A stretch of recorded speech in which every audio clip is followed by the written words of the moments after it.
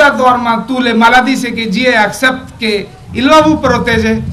Et si vous n'êtes pas un protection et vous n'êtes pas un protecteur, obligatoirement ces maladies, ça va rentrer. Si ça va rentrer, les sociétés, même si vous, sociétés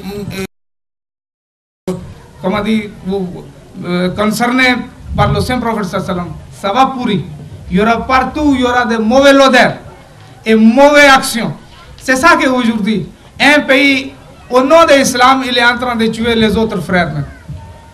Et les différentes sectes est arrivé, on dit, ils sont intégristes, mutashadidin, les termes aujourd'hui, l'ennemi de l'islam en train d'utiliser pour l'islam même. En tant qu'islam, ça veut dire la paix. Mais si c'est la paix, pourquoi on a pourri? Ça veut dire qu'on a abandonné Khilafat. Khilafat, on a laissé même, à cause de notre mauvaise action. Khilafat mooy li nga xam ne mooy moo leen di teg ci yoonu tawhid mooy li nga xam ne moom moo leen di teg ci yoonu njub ba tax du ngeen bokkaale yàlla du ngeen am ay yàlla kon boog su boobaa daf leen di teg ci yoonu siraatal mustaqim ba nga xam ne benn yàlla ngeen di jaamu te du ngeen ko bokkaale ak lenn lan mooy loolu mooy li nga xam ne tey malgré kenn ku nekk yaa ngi wax sa bopp ne ku gennal yàlla nga ku gëm yàlla nga mais ku seet sa dundin rek gis na ne yàlla yu bëri mi ngi ci sa biir kon loolu mooy li nga xam ne tey moom la ñu gis ci jullit yi tey ba tax na loolu ay feebar la yoo xam ne mi ngi attaqué partout jullit yi ndax lan ndax soobuwuñu wala dugguñu amuñu protecteur amuñu ki ñu nga xam ne mooy aar bokkuñu boo bokkul ci xilaafaat bi boo nekkul ci biir li la mun a attaqué dafay yomb bu nekkee ne yaa ngi ci biir àll bi yaa ngi dugg ci biir ñax yi yaa ngi am jaan yaa ngi fii lu ne nga fa ñu jox la lumière jox la torche nga fay torche bi dugal sa poche di dox di fërëxi mais jaan dina la mat dëgg dina la jam gaynde sax mun na la fàdd kon loolu mooy situation jullit yi tey nan la ñuy def tey mooy di turu jullit malgré tout toujours ñi ngi nekk ci ay fitna foo waxee fitna ñu ne est-ce que du jullit yi may nañ suñu noon yi yoon ba nga xam ne sax toujours lu xew rek ñu ne jullit yi la jullit yi ñoo def lii nangam ñoo def lii kenn ku nekk di fëgg sa dënn di revendiquer ne ñun waa nangam ñun waa yonent bi wala ñun nangam ñun ñoo def nangam ñoo def musiba bii ngay ne jullit nga mais loolu lu ko waral mooy tënk wuñu ci xilaafaat kenn ku nekk sa saawu bopp nga yor di jëfee nu la neexee ak say idée ngeen am seen benn njiit boo xam ne xaw ma lan moo ko ban intention la am wala lan moo nekk ci ginnaawam mu leen di manipuler di leen di takkaloo ay bomb di leen di yóbbu ci musiba yu ne loolu tey mooy problème mu jullit yi tey moo tax jullit yi tey dañu am foo dem rek mi ngi xeeñ xet bu naqari muy xet bu naqari mooy ban mooy ci jikko yoo xam ne kenn rafetlu ko ci ay jëf yoo xam ne kenn rafetlu ko da ngay wax sax da ngay jëf automatiquement ñu ne lii jullit la wala ñu ne ah lii de sax nasaraan yi sax du ñu def lii bu mbir da ngay loolu lu ñuy dund la sax da ngay gis nit def benn affaire ñu ne ah lii chrétiens yi sax du ñu def lii ñoo gën a baax wala ñoom sax ñoo gën a baax ñoo gën a dëggu ñoo gën mais lan moo tax jikko yooyu yëpp ñun ñu perdre ko te ñun loolu suñ ñoo ko moom mais lan la mais dafa fekk ne amuñu ku ñu cantonné amuñu ku ñu teg ci wala tënkuwuñu ci suufu xilaafaat bi xilaafaat loolu lay njëriñ xilaafaat dafay aar dafay protéger dafay tënk nit ñi ci njub ci ndigalu yàlla ak yërmande yàlla ak leer bi nga xam ne moom la ko yàlla di jox ci la yàlla di ànd ak dugal loxoom ci xilaafaat boobu bu nit lépp lu mu jiite dafay ànd ak protection dafay aaru dafay ànd ak njub. takbir, nare takbir. Ghulam Ahmad ki. जय Ghulam Ahmad ki. जय Khalifat Ahmadiyyat. जिंदाबाद Khalifat Ahmadiyyat. जिंदाबाद Nare takbir. Allahu Akbar. À la fin de cette verset Coran, Dieu il a dit Man kafara ba'da zalika fa ulaika humul fasiqun. Que ô disciples des prophètes, si vous avez refusé khilafat, vous allez être fasiq et fajr. Et fisq et fajur, s'ils rentrent dans la quelque nation même, ça ce n'est pas nation. Ça c'est même chose que, comme ça que si un termite rentre dans un bois, vous connaissez, vous n'avez jamais, vous ne pouvez pas utiliser cette bois même. Pourquoi qu'il rentre jusqu'à dedans même, qu'il n'y a même pas de force dedans. C'est ça qui est aujourd'hui notre situation dans le monde. Que fisco fajur tellement est rentré même, que nous, notre travail même c'est mauvais. Si c'est voleur, c'est musulman. Si c'est transgresseur, c'est musulman. Si c'est menteur, ils sont des musulmans. Partout, notre tête, c'est en bas. Pourquoi? On n'a pas de l'esprit. On n'a pas de force. On n'a pas un leader. Celui qui nous guide sur la bonne chemin. moo tax suñu borom subhanahu wa taala jeexalee aaya bi ne ñépp ñi nga xam ne weddi nañ wala wute nañ bañ nañ topp xilaafaat boobu dinañu nekk ñi nga xam ne ñu tooñ lañ wala ñi nga xam ne dinañ nekk ci ay lëndëm mooy lan mooy ci ay acte ci ay jëf yoo xam ne yu wuute ak njàngale islam la kon dañuy nekk ñoo xam ne ñu wuute ak njàngale islam lañu tey te loolu moo am tey malgré nit ñi kenn ku nekk jullit yi kenn ku nekk yaa ngi fëgg sa dënn jullit nga jullit laa mais toujours jëf yi wuute ak wax ji kon loolu mooy situation bi nga xam ne moom la jullit yi di dund fépp foo dem ci àdduna bi tey ci jullit yépp foo dem ci àdduna bi tey situation boobu la ñuy dund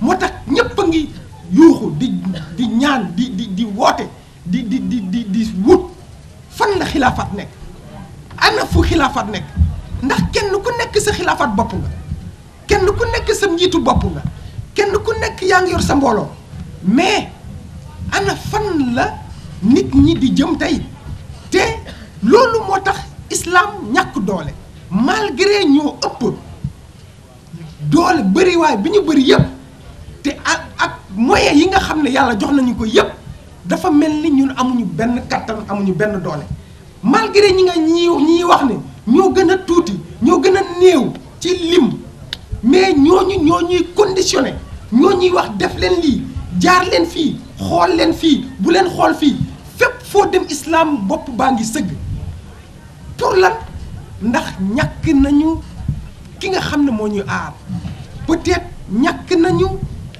topp ci njàngale li nga xam ne moom mooy njàngale bi nga xam ne moom la yonent Muhammad sallallahu alayhi wasallam indi mooy xilaafaat boobu nga xam ne yërmande boobu nga xam ne yàlla dig nañu ko te mu indil ñu ko pour nga xam ne moom mooy tax islam dooleem jëpp mu mun a dominer adduna bi mu mun a taxaw doon benn ba nga xam ne lépp lu ñuy def dinañ ne eskay loolu tey moom manqué te kenn ku nekk yaa ngi foog ne mun nga ko def ne yow ci sa bopp njiit bi nga xam ne képp koo xam ne taxaw nga tey yaa ngi foog ne mun nga ko def mais malheureusement bu nekkee ne xoolaat nga sa biir xalaataat sa bopp bu baax xam nga ne yow doo jëmale islam fenn boo waxee sa diggante ak yàlla xam nga ne yow amul fenn fooy jaar tey bu jëmale islam kanam yomb na nag nga ne yàlla moom islam moom dina moo koy yëkkati dina dominer mooy def nangam mais fan lay jaar ci jullit yi dafa am yàlla bu waxee loolu it dafa am fu mu koy jaarale dafa tënk joxe yonent bi sallallahu alayhi wasallam mu wax ak nit ñi mu tënk bàyyi ci loolu ci njàngale yooyu te yàlla réalisé wu ko ci njàngale yooyu la ñu mën a tënku mais mënuñu tënku ci kenn ku nekk ak xalaatam pour yëkkati islam loolu tey loolu moom mooy situation bi nga xam ne moom la ñuy dund tey. Nare takbir. Nare takbir.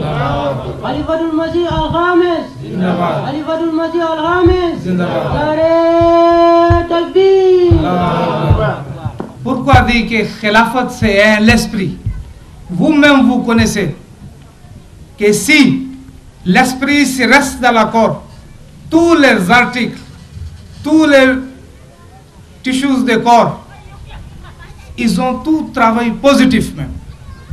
Tout juste, si l'esprit il sort dans le corps même, et c'est qu'avant il travaille positif, il commence le négatif. C'est 24 heures ne passent pas. Tellement mauvais l'odeur sort dans vos corps. À cause de quoi? Il n'y a pas l'esprit. Il n'y a pas un contrôle. Il n'y a pas que celui qui vous guide sur la bonne chemin. C'est la mauvaise odeur arrive. Si, à cause de ça, c'est un professeur qui dit, il ne faut pas que 3 jours passent, que vite vous allez enterrer là. Hein? C'est l'honneur. Si vous avez dépassé plus que 3 jours, personne ne peut pas approcher de vous-même. C'est tellement mauvais l'odeur. C'est ça que l'odeur aujourd'hui, Ummate musulman. Il n'y a pas l'esprit, il n'y a pas un guide. Partout nous sommes en train de souffrir même. Partout notre nom est mauvais. Si on regarde, il est Ahmad, il est Mohammed, il est Ali, tout le monde est attention, attention, il est terroriste. À cause de quoi? Il n'y a pas l'esprit dedans. mu ne xilaafaat ruuxu la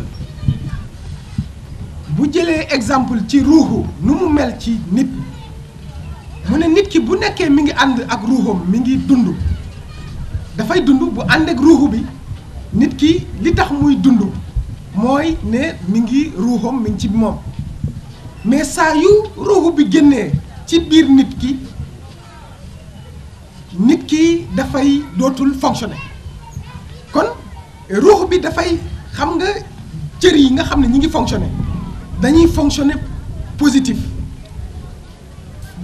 temps bi nga xam ne ruuxu bi mi ngi ci biir nit ki toujours cër yi dañuy liggéey ci ndigal ànd ak ci positif mais saa yu kii bi génnee saa yu ruuxu bi génnee yi doon def positif dañuy dellu négatif kon moo tax automatiquement su ruuxu bi génnee ci biir yaram bi dafay boo toogee ay ñetti fan rek moo tax sallallahu alayhi wasallam mu ne ñetti fan bu leen ko waa passé te suulu leen ndax bu ko passé rek automatiquement dafa commencé yaram bi commencé di nëb mu indi mu am xet kon dafay wane ne dee na yaram bi mi ngi commencé di yàqu kon loolu mooy li nga xam ne moo am ci jullit yi xilaafaat yàlla lu tax mu indi ko pour nit ñi pour jullit yi dund pour islam bi mun a am ruubu bu mu dundee ba nga xam ne lépp dafay tegu ci yoon lépp dafay liggéey positif mais li ñu constaté mooy bi xilaafaat génnee ci jullit yi ba léegi islam dafa nekk ci négatif négatif mooy lan ay jëf yu ñaaw fépp foo dem ñi ngi fépp loo dégg tey rek ci ay ñaawteef walla ay jéeya boo seetee dañuy ne est-ce que du jullit yi parfois sax li ma wax léegi ñoom ñooy revendiquer ne ñun jullit yi ndax ñun nangam loolu mooy am tey te lépp loo xam ne ay jëf yoo xam ne foo oote rek nga gis nit mu jëf benn mbir ñu ne lan la ñu ne jullit la pourtant Muhammad la tudd wala Ibrahim la tudd kon loolu yëpp ay jàngale la ay misaal la yu ñuy joxe rek ci situation bi nga xam ne benn la rek mais kenn mënul lim sax situation bi nga kenn ku nekk kenn du la ko nettali sax yomb na expliquer ndax kenn ku nekk tey yaa ngi ci sa dëkk yaa ngi ci teg sa bët yaa ngi koy waxal sa bopp yaa ngi sa xol ci sa bopp mi ngi lay laaj pourquoi toujours sa xol mi ngi lay laaj lu tax affaire bi demee nii lu tax jullit yi mel nii mais amuloo toujours réponse bi foog nga dellu ci aaya bi la ñuy amee réponse bi yàlla jox nañu ko moo tax l'esprit boobu mooy ruuxu boobu mooy xilaafaat boobu fokk mu ñëwaat ci islam pour islam mun a dund mun a dominer. Naare takbir naare takbir islam ahmadiyat naare takbir. Asdaqu Sadiqin Muhammad Rasulullah sallallahu alaihi wasallam से कि इलादी कि सुम्मा तकुनो खिलाफतन फीकुम माशाअल्लाह फयकुन कि après moi, Khilafat, ça va rester parmi vous jusqu'à que Dieu est élevé. Summa takunu mulkan addan. Il y a un temps viendra après cette Khilafat Rashida que mulkan addan, ça veut dire que seulement royaume, c'est hérétique, ça va rester. Ça, c'est temps est déjà passé. Deuxième, il a dit mulkan jabariyan. C'est après ça, un autre temps viendra. Qu'une autre nation va venir. Par force, il va prendre cette pouvoir sur vous-même. Et quatrième place, il a dit, quatrième temps, c'est qu'il a expliqué, Summa takunu khilafatan ala minhajun nubuwah. Mais un autre prophète va viendra. Un autre nabi va viendra. Et après cet nabi, encore khilafat va marcher. Et Saint Prophète sallam il a dit qu'il ne faut pas perdre. C'est pas possible que Dieu il va détruire mon peuple. Ana fi awaliha wal Mahdi wal Isa bin Maryam fi akhiriha. Que on est de jusqu'à présent une chance que quelqu'un encore il a parlé qu'il viendra. Et s'il viendra, il va ressusciter encore l'islam. Il va renouveler encore l'islam. Il va purifier encore l'islam. Et c'est lui, son nom, il a dit qu'il est Mahdi. C'est Touba alakoum, Ya Ahmadi. Que Dieu il a amené 7 ans. Que nous avons eu 7 ans. Que Imam Mahdi alayhi salam, il est venu et nous on a accepté Jamaat Ahmadiyya. Et aujourd'hui nous sommes dans la 5e temps de Khalifa même. Nous avons aujourd'hui 5e calife de Imam Mahdi alayhi salam. C'est que vous avez donné votre main dans sa main même. Faut pas retirer. Il faut toujours regarder vers son bouche. Qu'est-ce qu'il est en train de dire? Faut pas répéter les mêmes erreurs. C'est que anciens nos parents ils ont répété. Qu'ils ont perdu cette khilafat. Et cette khilafat, ça va rester 1000 ans avec nous-mêmes. Ça, c'est promesse de Dieu. Et cette promesse est encore toujours conditionnelle. Si vous restez sur la Amal Saleh, votre travail ici reste toujours juste. Cette khilafat va rester. Et si cette khilafat est perdue, on a perdu tout le monde. Vous ne boo gisee yonent Muhammad sallallahu alayhi wa sallam ni mu waxee xoolal ni nga xam ne noonu la planifié islam seetal yàlla ni mu doxalee le saint prophète Muhammad sallallahu alayhi wa sallam ne xilaafaat sama gannaaw dina dund app boo mu soob yàlla bu soobee yàlla yàlla dina génnee dina seppiwaat xilaafaat ci yéen mu ne gannaaw bi nga xam ne yàlla seppi na xilaafaat ci yéen mu ne yàlla dina indi nguur ay buur dinañu ñëw yan buur mooy buur yoo xam ne ay njiit yoo dajee gisandoo ne kii ay la yëwan kii li ñuy soxla kii mun na ko def bu ko defee buñ la ko joxee ci la yàlla di dimbale yàlla moo lay soutenir yàlla mooy ànd ak yow ba ci li ngay def mu mun a sotti kon gis ngeen islam dafa wute ak mbiru àdduna nit ñi ñooy da ngay ñëw ne man la ñu tànn la mais mbiru islam du noonu kon dafa wute ñaari njàngale yooyu dafa wute.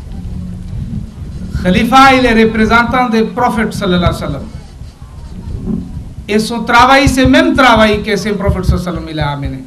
Son mission c'est la même mission c'est que Muhammad sallallahu alayhi wa sallam il a amené.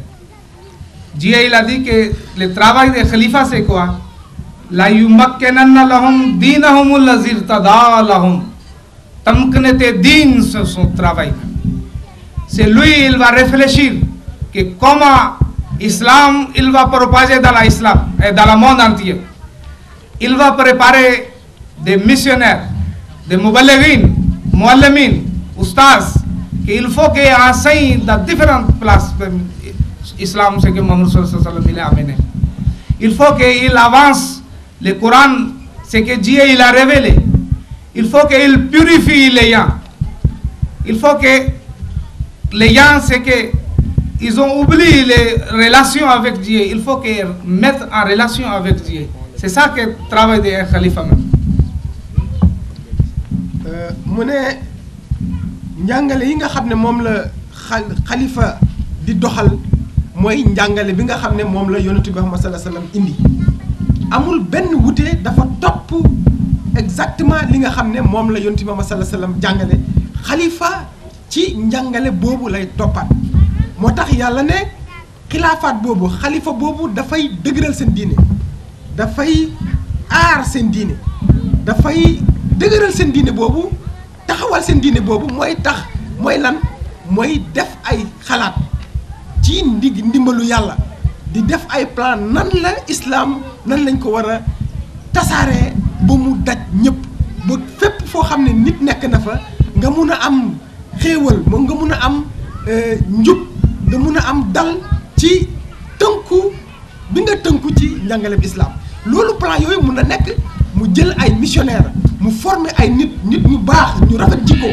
mu yónni leen ci ay gox yu wuute kenn ku nekk dem ci gox bi nga nekk ngay taxawal foofu islam di jàngal nit ñi di orienter nit ñi ci njub di orienter nit ñi ci mbaax di def ay plan yoo xam ne lépp pour dindi souffrance nit ñi loolu mooy plan bi yi nga xam ne xilaafaat dina koy def pour islam bi mun a jëm kanam te loolu mënul nekk lu dul ci njiit ci ñu sukkandiku ci xilaafaat boobu pour loolu mun a am te bu loolu amee ci yàlla mooy def loxoom ci loolu boo lépp loo xam ne yéem nañ ko ci yàlla moo koy sottal.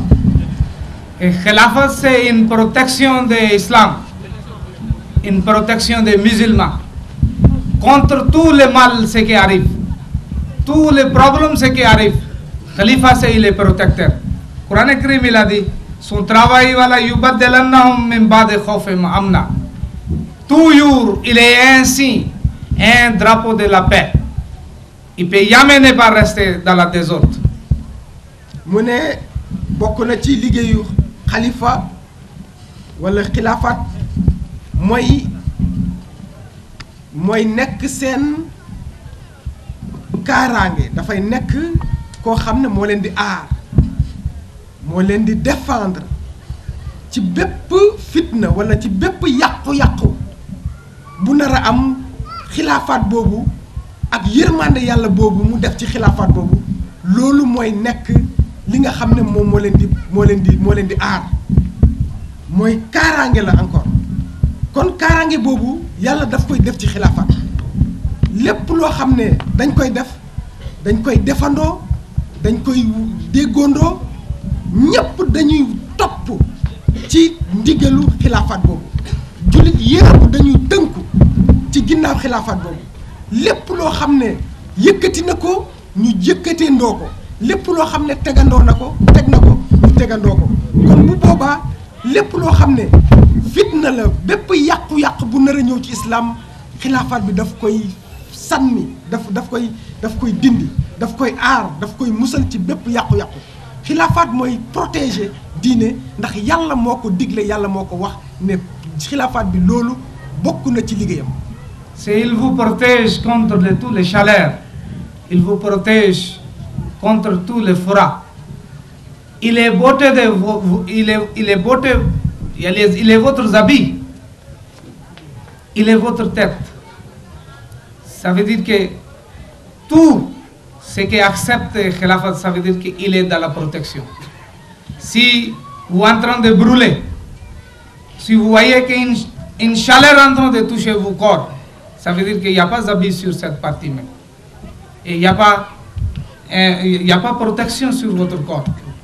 ne ay ndono la sama baay man sama doom sama sët et cetera donc nee na nguur yooyu mooy ñëw après ay buur yooyu ñoo ñëw gannaaw xilaafaat boobu nga xam ne yàlla seppi na ko mu ne bu loolu weesoo dina am beneen bu ñëw mu ne yeneen buur dina ñëw mooy yoo xam ne ay dañuy coloniser mooy l'impérialiste li nga xam ne mooy ñëw daanu ci benn réew jël leen noot leen ñu topp sa gannaaw loolu nee na yàlla nee na ginnaaw li loolu nguur yooyu dina am bu gannaaw loolu nee na am na beneen xilaafaat buy ñëwaat ci li nga xam ne mi ngi tënku ci suufu yonentaay mooy ci suufu yonent ci suufu ki yàlla yónni moom booy beneen xilaafaat la boo xam ne mooy ñëwaat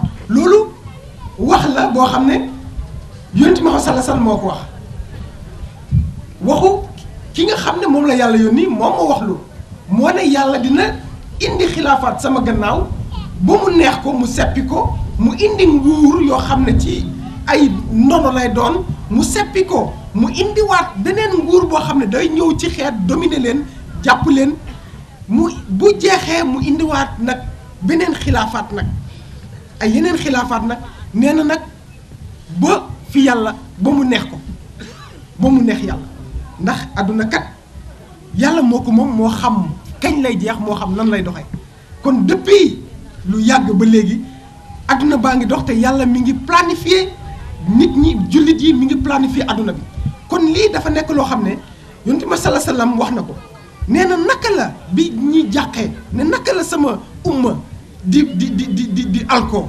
di sànko man maa ngi ci bopp bi Isa ibnu Maryam mi ngi ci njeexital mooy ban mooy al mahdi wala imaamul mahdi mi ngi ci fin ba kon xilaafaat boobu mi nga xam ne mi ngi jóge ci le messie premier alayhi salaam ci imam mahdi bi nga xam ne yonent bi sallallahu alayhi wasallam waxoon na ko nee na xilaafaat boobu dina des ci julli yi bu junney at fiat ñi ngi tënku ci ndigal ak njàngale yi nga xam ne moom la yonent bi sallallahu alayhi wasallam indi fiat ñi ngi tënku ci ndigal yooyu toujours xilaafaat bi dina des ci jullit yi bu junney at kon loolu lu yéeme la loolu jullit bu nekk war na questionner war na gaaw xalaataat jàngataat boppam xoolaat boppam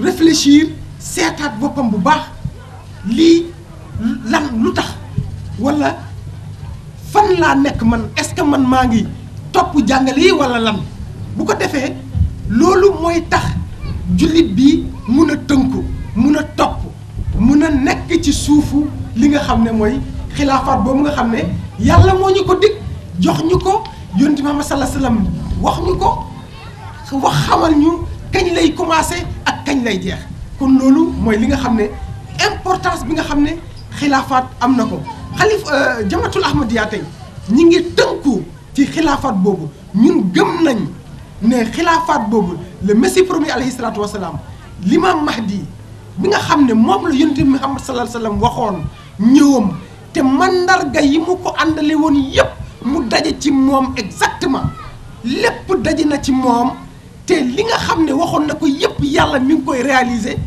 li mu waxoon yépp yàlla mi ngi ko koy defal te mu sóobu ci wàllu xilaafaat ba gannaawam ñi ngi ci 5e xalif tey ci fi ñu nekk nii ñu ngi ci juróomeelu xilaafaat kon ñun ñi nga xam ne bokk nañ ci loolu gëm nañ ko nañ sant yàlla bu baax te fexe jokku ci téye ci bu baax te du déglu di xool lan lay wax lan la digle ak lan la tere bu ko defee ñu tënku ci bu ko defee ñu nekk ci li nga xam ne moom la digle bi nga xam ne yàlla moom la indi ci alxuraan bi te diggoon ko jullit yi te nga xam ne ñun am nañ chance boobu mooy ban chance bi nga xam ne ñun gëm nañ xilaafaat boobu boo yàlla ommat ñu ci. C'est à travers de cette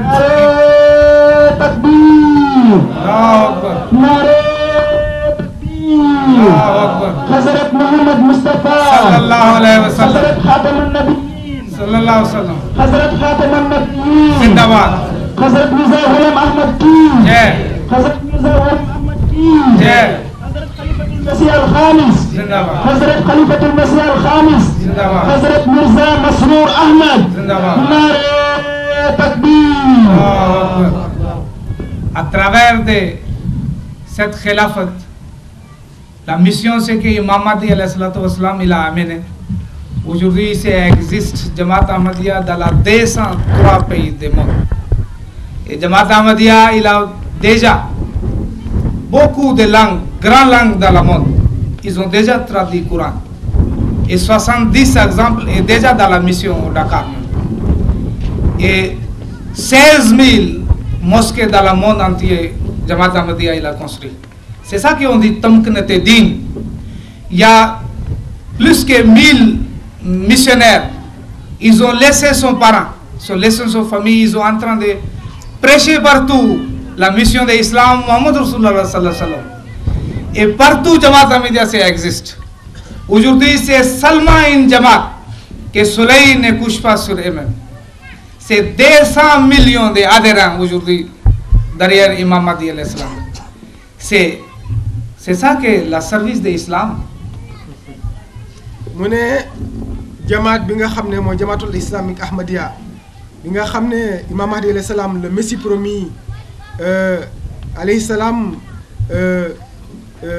samp na ko te ñu nekk ci juróomeelu xalif bi xam nga loolu buñ ne ñu ngi ci juróomeelu xalif ñu bëri tey xamuñ yëguñ sax ne Ahmadiyya am na fi ci Sénégal am na ñoo xam ne xamuñ ko mais tey boo xoolee jamaatul islamique Ahmadiyya mi ngi ci 203 pays ci àdduna bi 203 pays ci àdduna bi boo ko jëlee ci bu àdduna bi boo ci génnee 203 pays yaakaar naa lii des dootul bëri kon Ahmadiyya mi ngi ci àdduna wërngal këpp ci ak ay jëf ak i liggéeyal islam guddi ak bëccëg ci liggéeyal islam boobu traduire nañ li njëkk d'abord mooy traduire nañ wala firi nañ alquran bi ci ay làkk yu bari ci àdduna bi 70 langues déjà ñun am nañ échantillon yi mi ngi fii ci suñu mission Dakar 70 langues muy Afrique Asie Europe Amérique partout ci langue boo dem ci àdduna bi tey jamaatul Ahmadiyya traduire na Coran bi pour ñëpp accéder ci lumière bi nga xam ne wala lettre bi nga xam ne moom lañu yàlla wàcce ci ñun loolu mooy liggéeyal islam alquran bi nga traduire ko ci benn page loolu ñaata la ci alal ñu traduire ko ci 70 langues ëpp na loolu sax nga jël ay versets choisis du Saint Coran nga traduire ko ci 150 langues ci àdduna bi yëpp mais kan moo def loolu tey amul benn mbooloo bu def li ni mel ci àdduna bi lu dul jamaatul Ahmadiyya amul benn jamaat buy woote islam ci àdduna bi bu def loolu ndax islam nag c'est universel islam yàlla dafa yónni le saint prophète Muhammad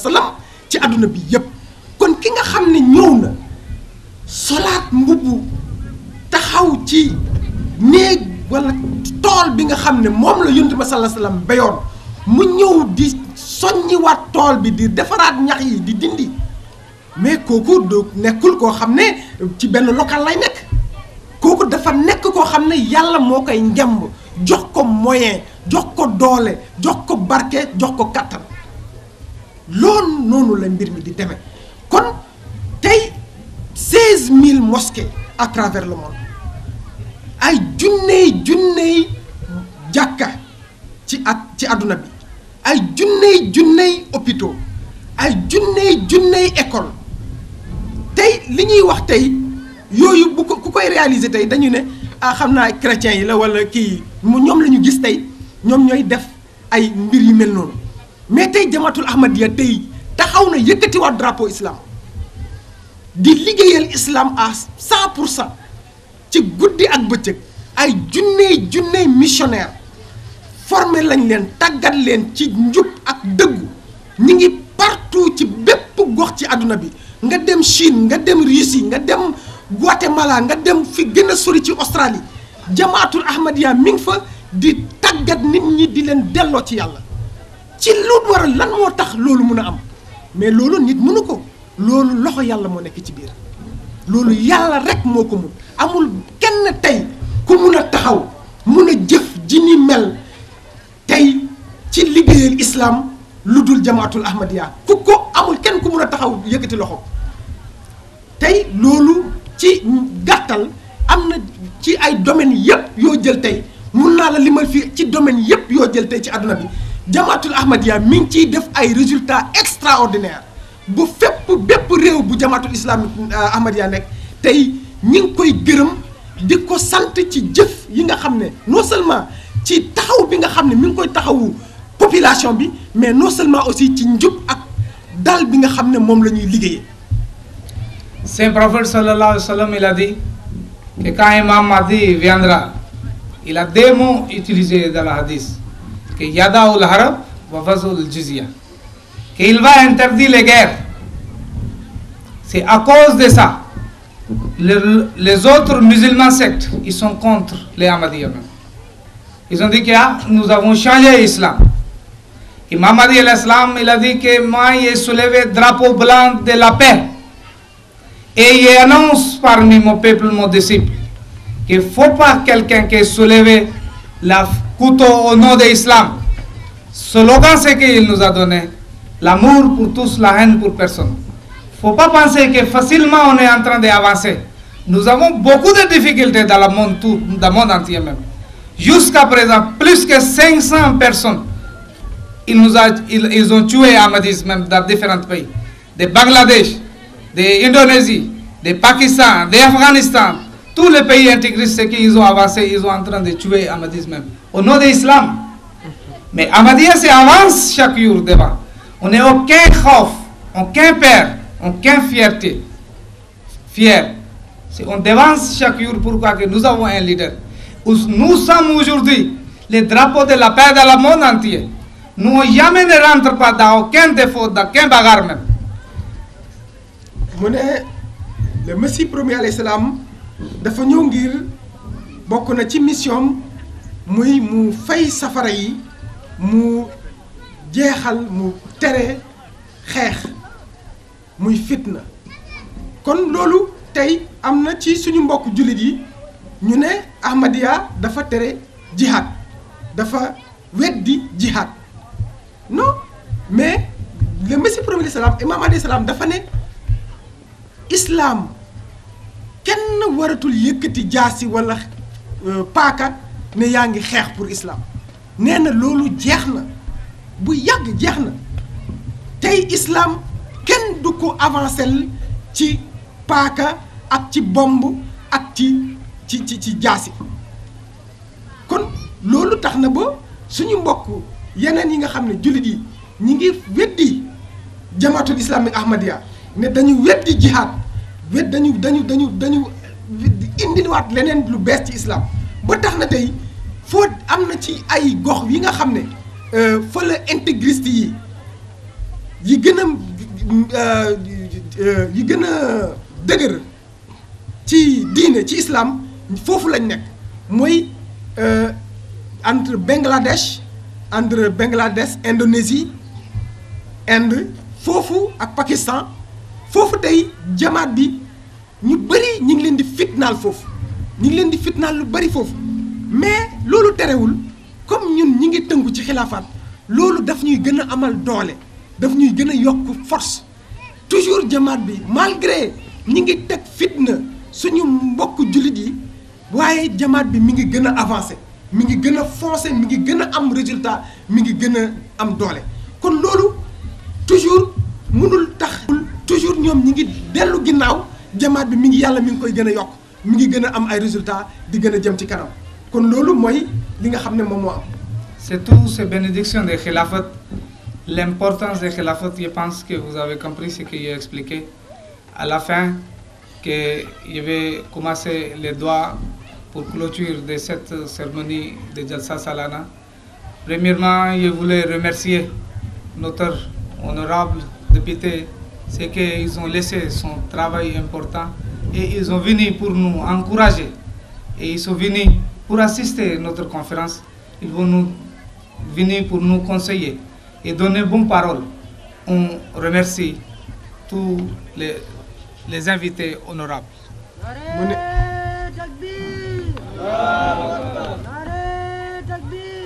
Allahu Akbar. Shahidari Lahore. Zindabad. Shahidari Lahore. Zindabad. Islam Ahmadiyyat. Zindabad. Islam Ahmadiyyat. Zindabad. Nare Takbir. mu ne balaa ñoo def ñaan mu gërëm ñi nga xam ne ñooñu wuy si tey muy autorité yi nga xam ne ñëw nañ fekkee si li nga xam ne mooy suñu ndaje mi tey mu jagleel leen ngërëm lu yaatu di leen sant di leen gërëm ci li nga xam ne bàyyi nañ ko seen yitte ñëw fii fekkee si ñu wax dëgg yàlla rafetlu na loolu torop te mi ngi leen di ñaanal bu baax a baax a baax yàlla yokk leen tawfiq kon bu ko defee ñu bu weesoo ci loolu dina digle pour ñu commencer def ñaan bi balaa ñoo tënk waxtaan bi. Les délégations d'autorités, c'est que ça vient de différentes régions. On remercie beaucoup pour...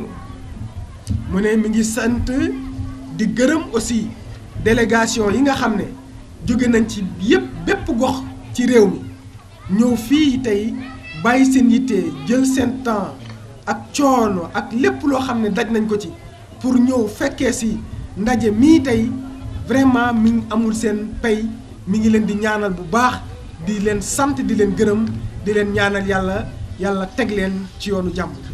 Et qu'Allah bénisse tous les travailleurs, c'est que volontairement ils ont travaillé depuis une semaine, 2 semaines, ils sont dans le travail. Et à travers de son travail, c'est notre conférence et la succès. Et vous, faut pas oublier de prier pour eux. पिलाया हमने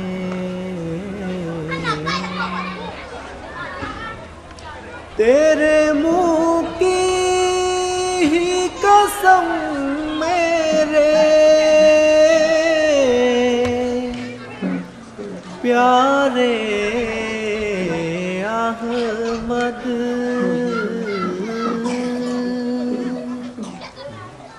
तेरी खातिर से ये सब बार उठाया हमने।